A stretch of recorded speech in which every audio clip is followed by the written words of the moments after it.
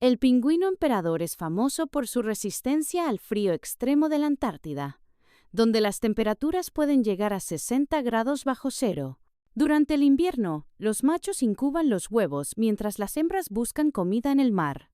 Este proceso puede durar hasta 2 meses, durante los cuales los machos permanecen en pie, agrupados para conservar calor, sin comer. Podría dar clases de supervivencia en el Polo Sur. Pero si alguna vez ves a un pingüino emperador en la playa, asegúrate de ofrecerle un refresco. Seguramente necesita descongelarse un poco.